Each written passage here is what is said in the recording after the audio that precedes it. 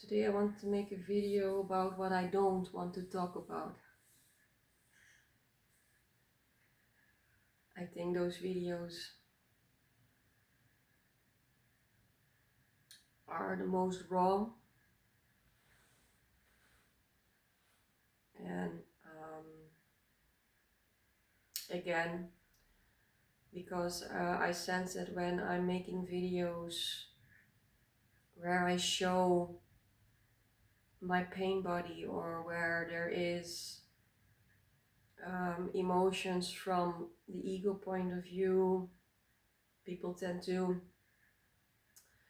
how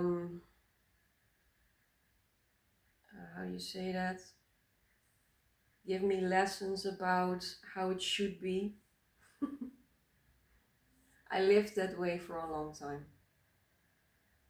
You shouldn't be angry. You shouldn't say this because you know how it is, or you know how ascension works, or you know how. So this video is not about knowing.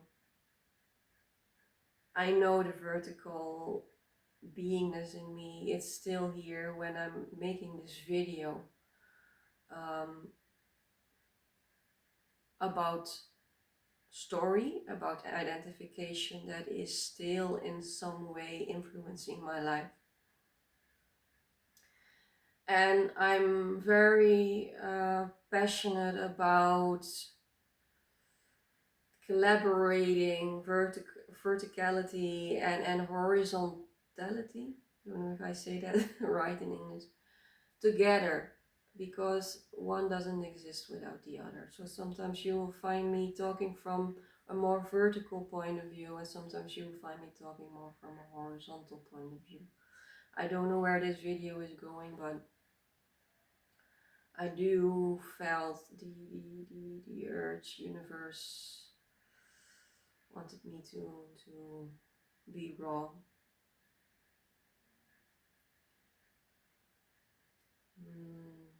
And I feel this video is going to be about coming out of survival.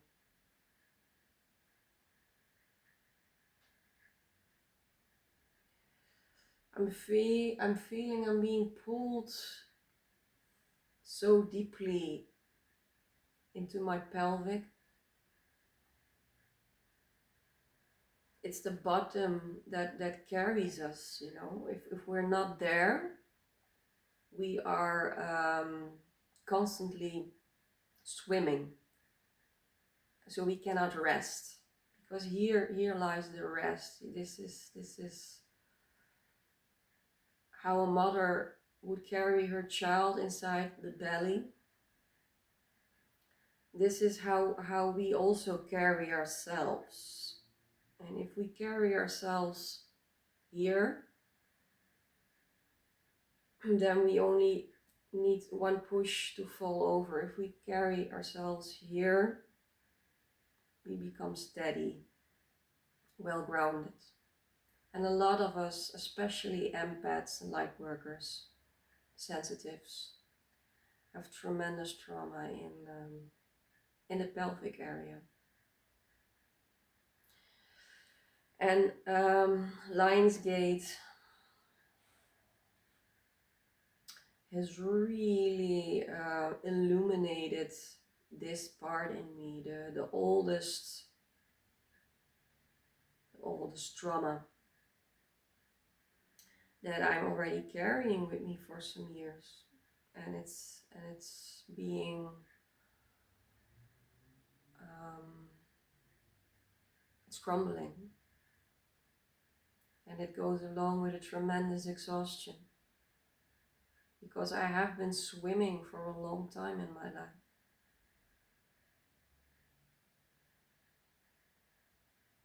Unsafety, feeling unsafe, that's already started in my childhood with an alcoholic parent that was very all over the place. I never could really know what I was going to get. So that hypervigilance started already at a very young age. And when you have a tremendous sensitivity, your tentacles outwardly become even more developed than they already are. And since some time, I also discovered me being autistic. So everything already comes in very harsh, very strong in my system. Noises, colors, sounds. So when you start from this hypervigilance, you start swimming and you don't even know you're swimming, you don't even know what it is to rest here, to rest. And I know a lot of people in the spiritual community talk about it so lightly, going from survival to living. And I feel a lot of people don't even know what they're talking about, because this is the highest level of consciousness.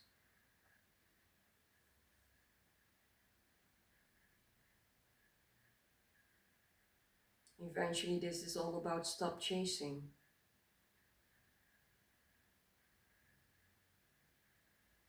Because when we stop chasing, we naturally, I feel it energetically, so, but you know how this feels if you have been doing some body work and inner work for some time. When we stop chasing, this happens. So when the chase stops, we become tremendously aware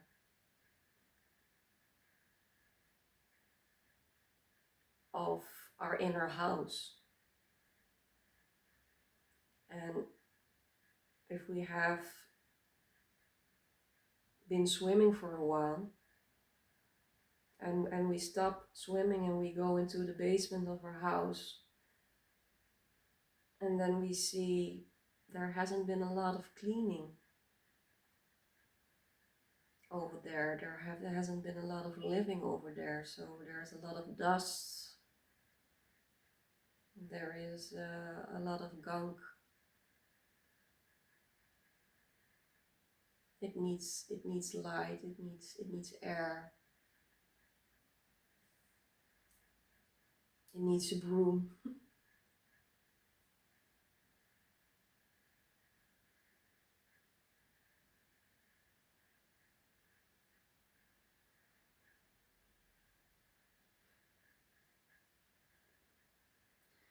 I think that is a real strength, daring to look at the parts in your consciousness that shame you the most, in what reason or whatsoever you feel shame about.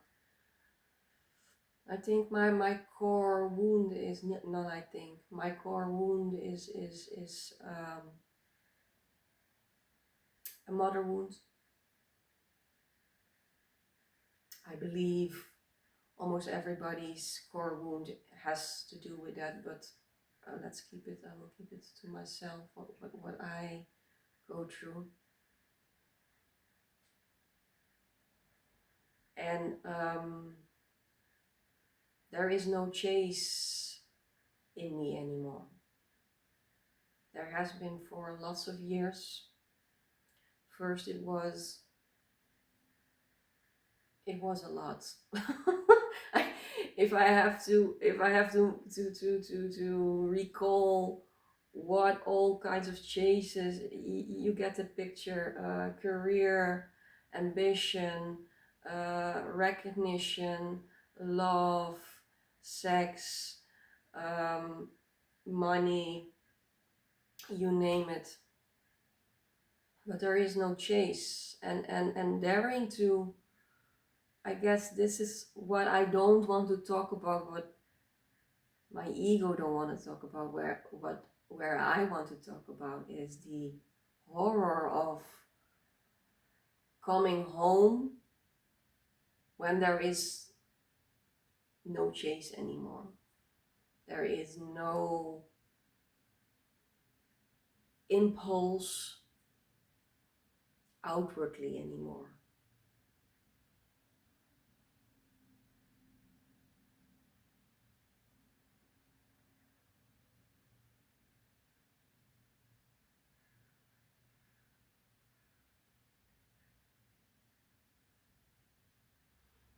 And sitting in this, because the ego feels defeated, it feels a deep defeat.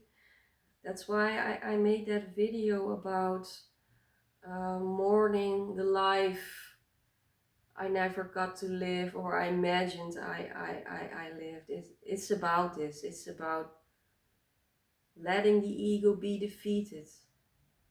And it's not a small thing. It's a real big thing to embrace, to feel a deep rest, a deep sense of defeatedness, while presence is observing this whole lila, this whole play of consciousness.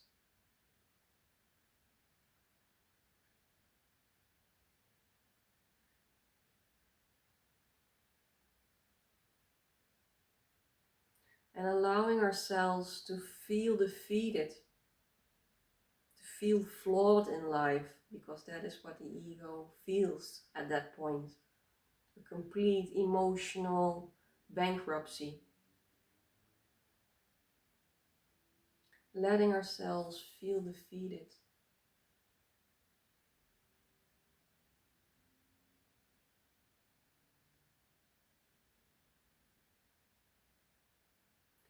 Well, presence knows better because it's in the opposite direction. The worse you do in life, the better you are in presence.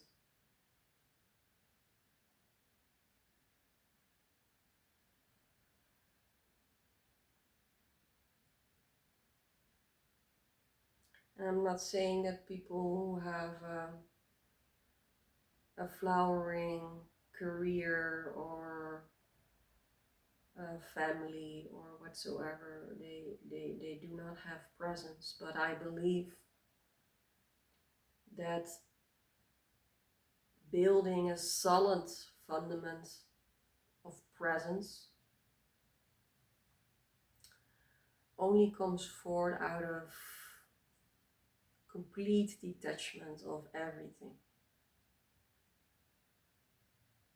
And I doubt if that is possible if you haven't lost everything in life to get completely detached with it.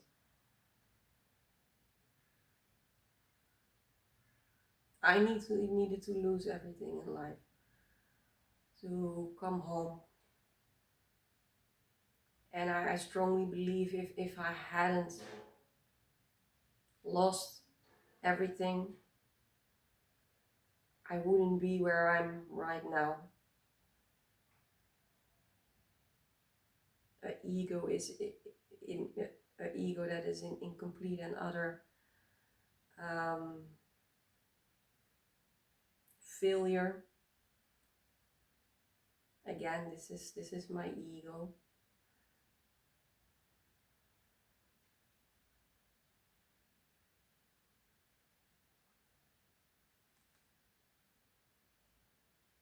And resting in the exhaustion of the ego, resting in it. The body, my body is the ego too. And I feel what is this chase, what is constant swimming did to me, to my emotional, physical health, spiritual health. And then we need to pay the bills, take responsibility for it. And that takes a lot of courage and strength. There are not a lot of people who dare to become completely bankrupt, who dare to let the ego completely be defeated without resisting, without fleeing away from it, remaining in denial, or picking up that battle instrument to go back chase again, to drop the armor.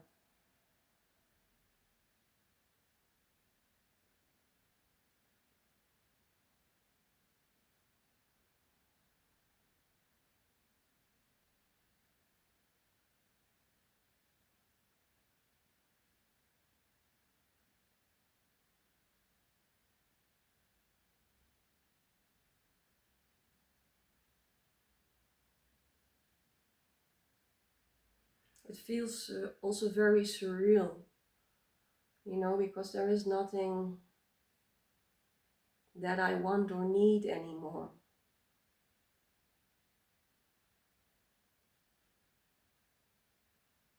It feels strange because I always have been living, of course, during my life there has been less and less attachment, so I became less and less detached, but in my life there was always some back door I would take to start chasing, whether it was recognition, whether it was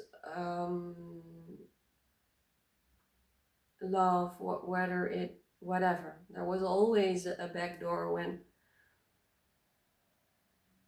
this happens.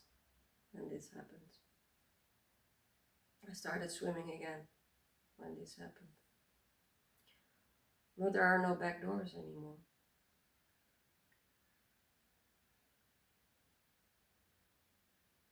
And having compassion with how the ego feels right now is for me so potent, is so everything at the moment. Not judging it.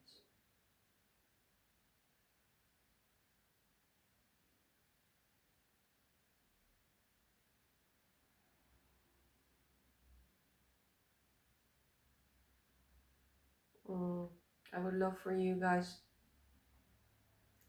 to share with me how your past 2 weeks have been, because a lot has been illuminated. And as I posted this morning, if you dared to look straight into the bright light of Sirius and the truth of the full moon in Aquarius,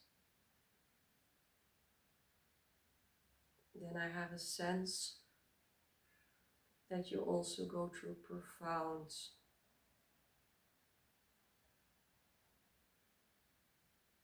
ascension. Much love.